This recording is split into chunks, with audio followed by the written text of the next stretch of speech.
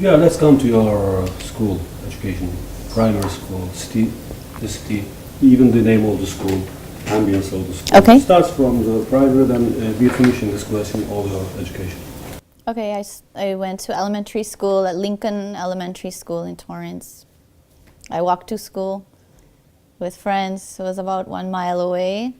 I walked back.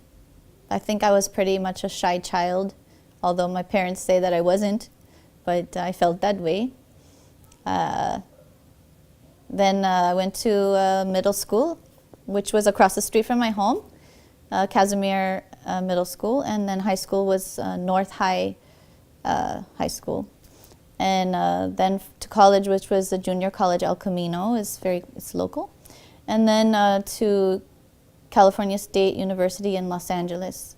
And while I was in this university, I studied anthropology, which my bachelor's degree is in anthropology. And I have a senior level standing in electrical engineering as well over there. During that time I was at this university was the Los Angeles riots, and maybe you've heard about that in Turkish television. That was in 1993, I want to say.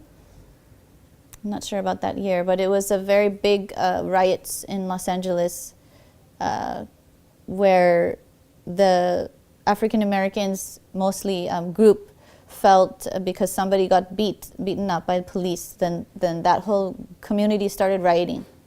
So at that time I was in the school, smoke from fires was going through my school, and I had to leave and go home, be safe. What else?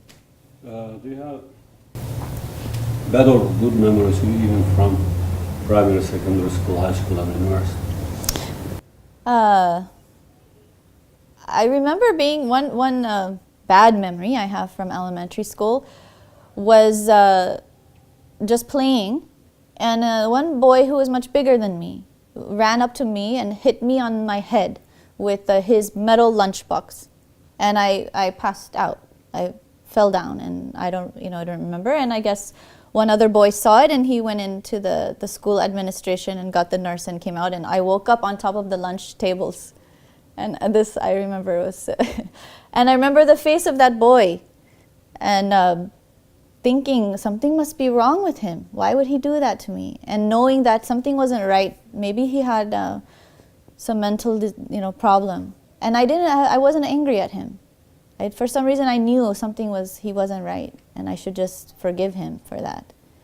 So that was one kind of, in a sense, bad memory because I got hurt, but it was an important memory. Good.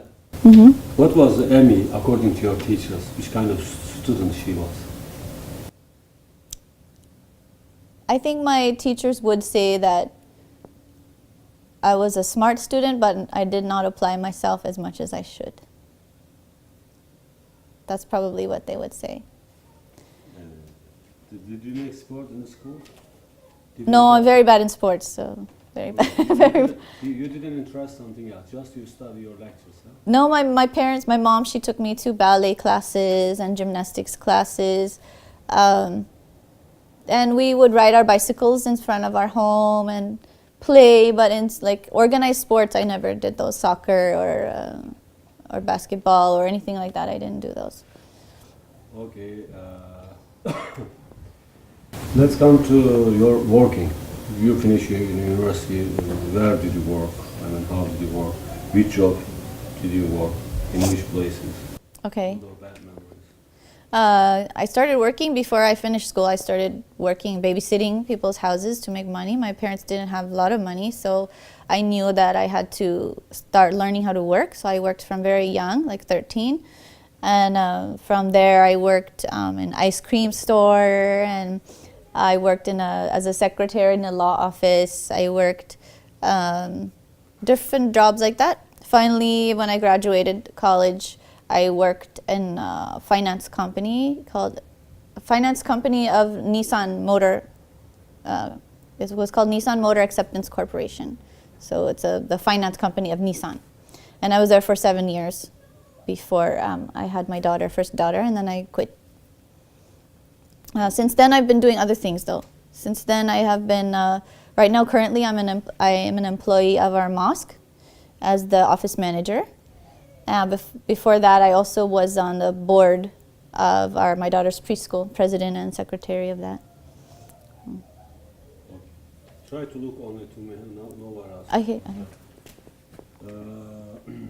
Okay, let's come to Islamic subjects. That before you became a Muslim, what was your knowledge about Islam and how you became a Muslim?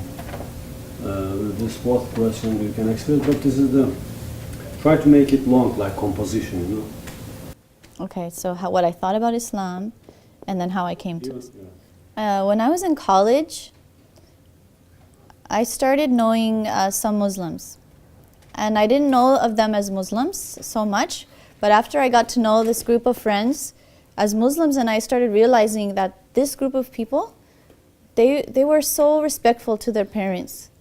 And they were very serious about their studies.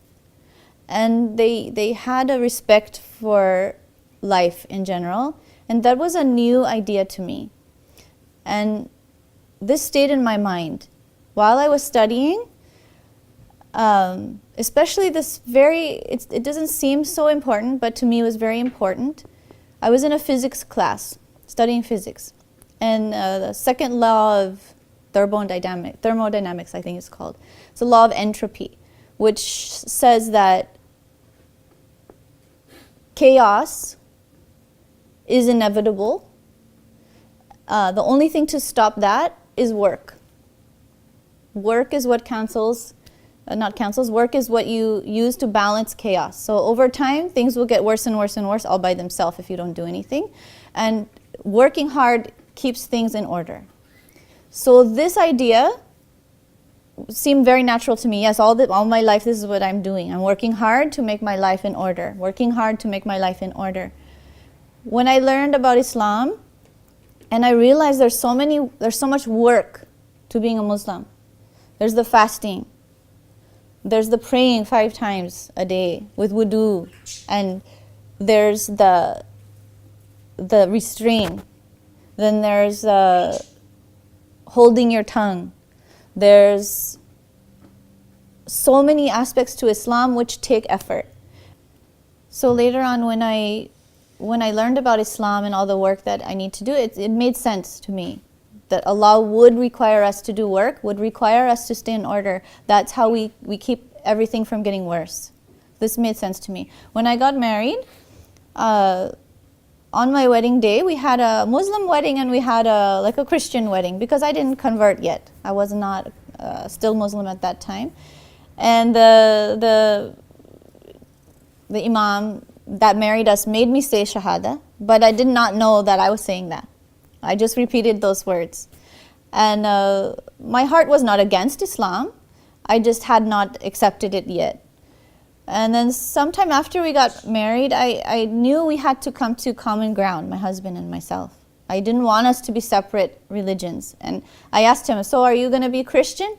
And he said, no, I'm not gonna be Christian. He was not upset about Christianity, but he was firm. He's gonna be Muslim. So I thought, okay, so I'm better look into being Muslim then. Let's see what it is. So I started reading Quran. And realizing more and more and more that this is right. This is everything about Islam that's taught to us in the Quran makes so much sense. There's nothing confusing about it. It's very obvious. Little by little, I started doing things in my life to be a good Muslim. The first thing I started doing, I just remembered, it seems so bad or silly, but I stopped wearing shorts. That was the very first thing. I have to dress more modestly. That's the first thing I did. And just little steps after this to improve myself and my dignity and improve my relationship with God. It took me a long time. I still don't consider myself a very good Muslim. I have so much improvement to do. I pray and I fast regularly. But your personality has to really follow, Allah all the time. You have to have this taqwa all the time. And sometimes you can forget. You get involved in your entertainment or these things and you can forget. So But anyway, so over some time, I took more and more on Islam. And his mother, my mother-in-law, we went to Bangladesh I think 1 year after we got married. And his family had not accepted, I mean, they didn't, it was not an arranged marriage. So they didn't know me, they were a little afraid who I might be, some American girl, and and rightfully so, they didn't know me, and I didn't come from a Muslim background. But my husband stood by me and he said, if you're my wife, so they will accept you, And this gave me some confidence, and when I went there, alhamdulillah, everything went very well. My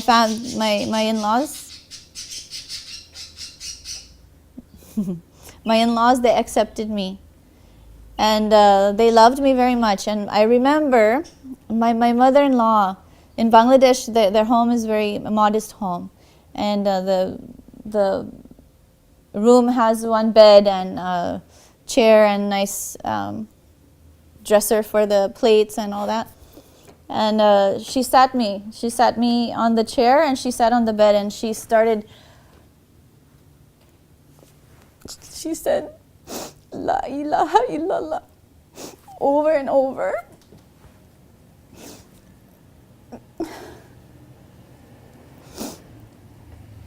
La ilaha illallah, Muhammadur Rasulullah. And she made me repeat it.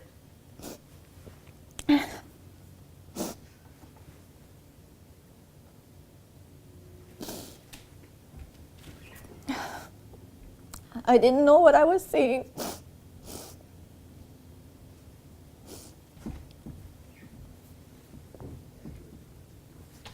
I'm so thankful for my mother-in-law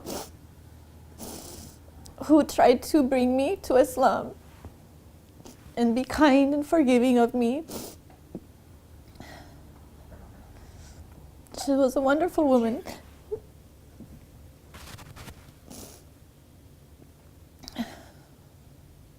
She would try to teach me things about Islam, just little things, but she always loved me for who I was. She tried to encourage me to pray and to do things right. And all my family in Bangladesh, they've always been very loving and supportive of me and always respected me more than anyone else.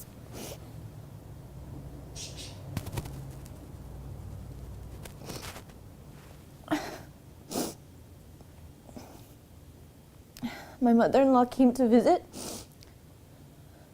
us maybe 5 years ago. 5 years ago. She came to visit us. She'd never ever been out of Bangladesh before.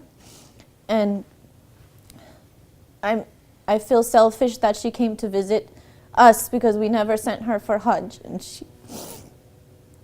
she always wanted to do that. But she came to visit us, and then I really got to know her very well. Many times I would pass her room in the morning, and she would be sleeping on the floor on her prayer mat. All night she would pray.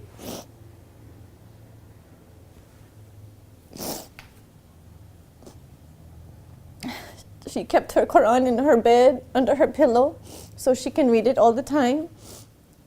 And she was an old lady. She couldn't move very much. So this was her way of doing something in this life for Allah after she couldn't do things anymore. She raised 9 children, most of the time alone because her husband was passed away when my husband was just a boy, little boy. And her eldest son was also killed in a robbery. So she had a very tough life. Also, her own mother passed away when she was born. So she was raised by her like a stepmother. And even though she never knew her mother, to me she would cry for her own mother she never knew. So this kind of person, this kind of woman that I got to know was very inspiring to me. How much love and devotion, someone can have. So she's passed away now, and anybody that would pray for her, inshallah, would really appreciate that. Unfortunately, never got to know my father-in-law because he passed away, like I said, when my husband was a boy. But all my family members have been very supportive of me, and my husband's side, all my Muslim family members. My own family has not really appreciated me being Muslim. They tolerate it, alhamdulillah, and I don't feel they treat me badly. One of my sisters in their family is devout Christians, and mashallah, they're very good people. They help a lot of people, a lot of poor people. They try to bring people to God. And then my other sister, she's I think also Christian too. She's becoming closer to God. And I think, all of us Christians and Muslims and Jews, we have to get along and support each other, because we're all trying to help each other. We're all trying to do the right thing and seek Allah's happiness. So we need to work together against something worse. We shouldn't be fighting amongst each other. Any more? The story is finished? I guess so, unless there's something you want me more to cry about.